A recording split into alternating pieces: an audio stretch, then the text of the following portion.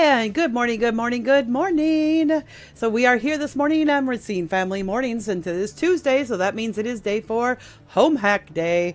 And if you do find any value in this content, do me a favor, click like, subscribe, turn on that notification bell if you're on YouTube so you don't miss any of the content. And if you really find value, then share, share, share, share, share. If you are on Facebook, leave me a comment. I can see your comment if you leave it. I don't know what's happening today.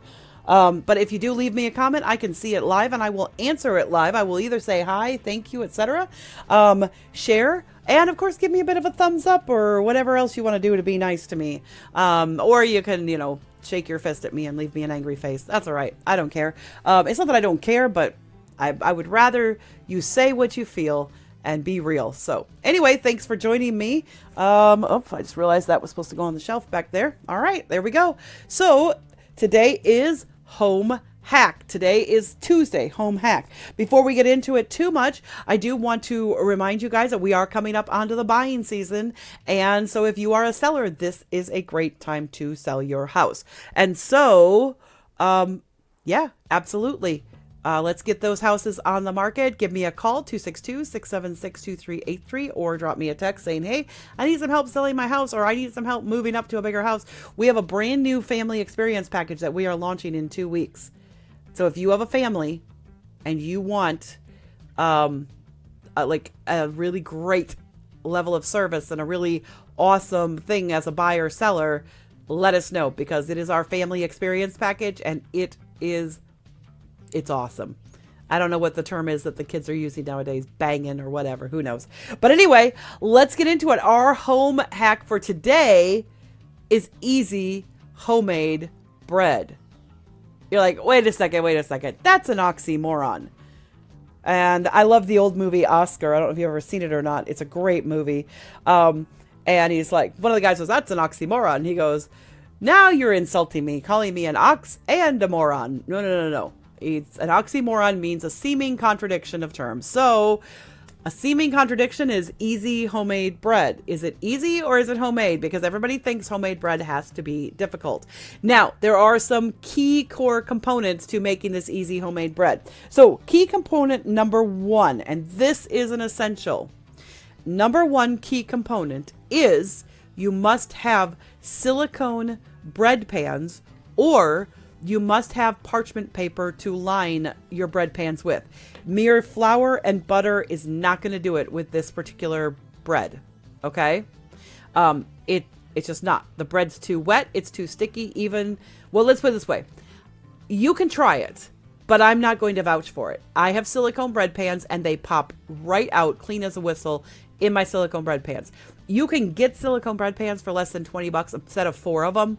And even if you're only using 2, but to be honest, I use them for all sorts of things besides bread. I use them to make some of my chili lime chicken, some of my other really nice, easy things. I use my silicone bread pans for. So they are really, really versatile. But you do need something like silicone bread pans, or you need parchment paper to make this work. But let's talk about it, because I have said, and I've put up a pretty bold statement that says in 2 hours or less, you can have homemade bread and it won't be fussy. So let's get into it. Let me talk to you about how that happens. If you do have any interest in this home hack, however, text the word home hack and then the word bread. So home hack and bread to 262-676-2383. I will send you the instructions and the recipes. It's all typed out. I just have to add your email to my Google Doc so you can see it.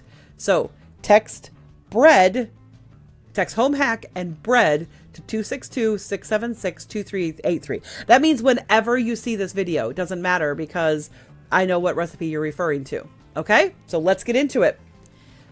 Here are the ingredients that you need. You need flour. You need yeast.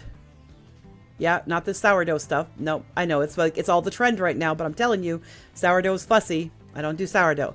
You need bread. You need yeast. You need water. You need salt.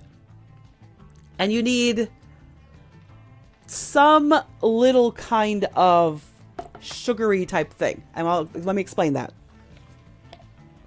It cannot be a sugar substitute, but it can be honey, It can be white sugar. It can be brown sugar. It can be anything that you have a tablespoon or less of. That's it. You only need a tablespoon of the sugar. And the sugar is only going to be to proof the yeast. Now, I'm going to give you the recipe, the dimensions right now for 2 loaves. I generally make 4 loaves because I have a big KitchenAid mixer. And that's the other thing. You do not have to have a mixer for this. You can do it by hand. But if you have a mixer, what's awesome, if you have a good, strong mixer, like a KitchenAid, doesn't have to be a KitchenAid, but something that is of the strength of a KitchenAid mixer, you don't even have to use a bread hook. You can use a regular mixing hook. Now, it does need to be a stand mixer, and it does need to be a substantial one if you're going to do that. Otherwise, just use your bread hook. That's fine. But I actually use the regular paddle in my KitchenAid mixer to do this. And if you do add that on, it might go a little bit over the 2 hours just because of the time it takes you to knead up the bread, to mix it all up and really get it incorporated and kneaded and stuff like that. For me, it doesn't take that long. So here's how it goes. So you start with 2 cups of water. So write that down, 2 cups of water. And that should be like warmish water.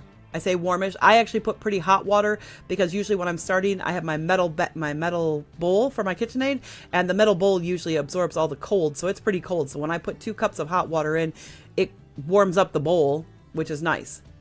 You want 3 tablespoons of yeast. Now, I don't know how many packets that is. I'm going to be honest. I have no idea.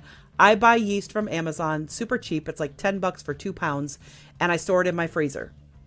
Because if you store yeast in a freezer in a plastic, like one of those, plastic sealable containers, like a Tupperware type container, and you stick it in your freezer, it will last forever. So even if you don't make bread really regularly, buy the 2 pounds because it's really cheap. So anyway, 3 tablespoons of yeast, 1 tablespoon of honey, sugar, etc. All right, put all 3 of those into your mixing bowl and just give it a little stir just so that it kind of incorporates it. Let it sit for 5 minutes. Okay, so it might take you 5 minutes to get your ingredients together.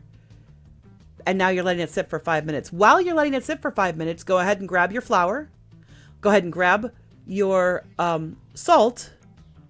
And go ahead and grab whatever oil. Did I say oil? Oh, I don't know if I said oil. I apologize. You're going to need some kind of oil, butter, something like that. I use coconut oil. So in this 5 minutes that you're letting the yeast, what we call proof, you're going to grab your flour, your salt, and your oil. Now, you can do this without oil, but to be frank and honest, what'll happen is you'll get a crispier, crunchier loaf. It will crumble more. It will have more crumbs to it. But if you like a really nice crisp, then the more oil you add, the less oil you add, the crunchier it gets. So the softer you want your loaf, the more oil you want to add. But I'll give you the dimensions that I have. Okay, so now, because you've grabbed your coconut oil and or whatever, I take my coconut oil because it comes really solid. I stick it in the microwave for about, I don't know, a minute and a half or something. Turns it to liquid because it liquefies at 75 degrees. But now I've got liquid oil, or you can just use any oil you want. I try to make it healthy, so that's why I use coconut oil, avocado oil, which you don't really taste or smell. You can use olive oil. I advise not to use canola oil because canola oil is really unhealthy. It's a chemicalized oil. But if that's what you have, use it. You can still have homemade bread. Just won't be quite as healthy because you're adding some chemicals to it. So grab your oil, your flour, your salt. All right, now your yeast in the bowl stuff should be a little frothy. There should be a layer, maybe this much, of froth on top, which is where the yeast has started to activate. Perfect. That's all you need. 5 minutes and you're done. So now if it doesn't get that, it means one of 2 things. Your water was too cold or your water was too hot, because you put in the right amount of sugar. So that's not the issue. If you don't get any foam, it usually means your water was too cold or your water was too hot. It is kind of hard to get that part wrong. I would tend, when you put in the water a little on the hotter side rather than the cold. You have to be super boiling hot, which you don't want. Just water from the tap is usually fine. All right. So now that you've got that little cap of foam on there, you're going to scoop in 4 cups of flour. Super easy. 1, 2, 3, 4. You're going to dump 4 cups of flour in. You are going to take a tablespoon of salt. Tablespoon of salt. Now, the reason you need the salt is because you got to counteract the sugar that's in there flavor-wise. You don't want bread to taste too sweet. Now, if you are really used to not healthy store-bought bread, They put a lot of sugar in there. So this will not be as sweet as store-bought bread. If you want that sweetness, then you need to add more sugar to it, or honey, or whatever you're using. Then you need to match the sugar to the salt. So you'd want to put in a tablespoon or 2 tablespoons of sugar if you want a very sweet tasting bread. But the reason I put in a tablespoon of salt is because I'm only putting in a teaspoon of sugar, and I want to counteract all that sugariness out of it. I only wanted the sugar to proof the yeast. All right, so tablespoon of salt. Then you got your 4 cups of flour, your tablespoon of salt, and 1/8 of a cup of oil, which works out to roughly, let me think, I want to say that's like 2 to 3 tablespoons of oil. And like I said, if you want it softer, put in a little bit more. If you want it harder, put in a little bit less, or eliminate it entirely. But 1/8 of a cup is what I use in my dimensions for this. So 2 cups of water, 1 teaspoon of salt, 3 tablespoons of yeast. Let it set till it's foamy. Then 4 cups of flour, 1 tablespoon of salt, 1/8 a cup of oil. Can you tell I've done this recipe a bit? 1/8 a cup of oil. Mix it all up. Let this mix now for probably about 5 minutes, because what you want it to do is you want it to get really incorporated, and you want to start to see like strands coming off. Now you may have to turn off your mixer, let it cool for a minute because you don't want to overwork your mixer, but then turn it back on and then turn it back off, or maybe go up to 2 and then 1. I only put my KitchenAid, I only set it on 1, and I can like walk away from it for 5 minutes. And I'm a neat and tidy cook. So what I do is, while this is mixing, I'm grabbing my flour and putting it back in the cupboard. I'm grabbing my bottle of oil and I'm putting that back in the cupboard. And I'm going to, all of these things. So yeah. So during that time, it's just mixing, and it comes out like this kind of gooey, strandy looking thing. Awesome. All right. So 5 minutes or less of mixing. Now we're up to 10 to 15 minutes of prep time so far, right? Amazing. Lower that bowl. Take out the beater, take out the paddle thing, scrape it off, make sure the sides are scraped, make sure everything's been incorporated. Of course, if you're baking, you should know this already. I shouldn't have to tell you that part. But scrape off the beater and kind of just pat it down, and now walk away for 20 minutes.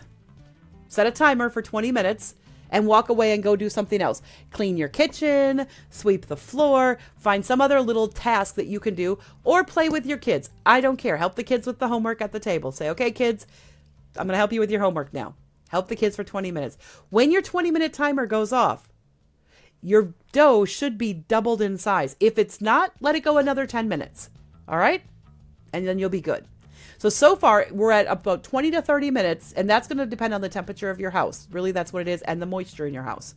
So if you have good humidity and you have regular temperature house, like 70 degrees or so, or 68 degrees, you should be done in 20 minutes to 20 to 30 minutes, 30 minutes tops.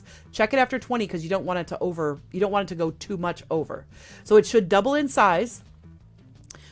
Very simple. Scrape it out the bowl. Cut it in half. Take half of it, drop it into, kind of shape it up a little bit, maybe, roll it slightly, but it's going to be really sticky. So be prepared for that. If you want to dust your hands with some flour, I know you put the flour away already, but if you want to dust your hands with some flour, do that. Dust your hands with flour. Grab the dough, shape it slightly, drop it in your bread pan. Take the second half, drop it in the bread pan. 30 minutes. Let it set, 30 minutes to raise. While it's raising, turn on your oven. 375 to 400, depends on how hot your oven is. 375 to 400. I've got 1 minute to finish this recipe. After 30 minutes, your bread will have raised. Put your bread in the oven. If you're using silicone pans, I would suggest putting them on a tray before you put them in. Grab that tray, put it in, 30 minutes in the oven at 375 to 400. Pull it out, let it cool, drop it out of the pans. Don't leave it in the silicone pans too long because moisture will actually get in there. You want to take those out within a minute or two. If it's a regular pan with parchment, you'll be fine if you can leave it in there you can leave it in there till it really cools off. Dump it out. That is 30 minutes of cook time, up to 30 minutes of raise time, up to 20 minutes of raise time, and 15 minutes of prep time. That's actually less than 2 hours, and you have fresh homemade bread. You can also shape it into any shapes you want, dinner rolls, etc., and it is ready in less than 2 hours, and you had to not sit and fuss over it at all. So there you go.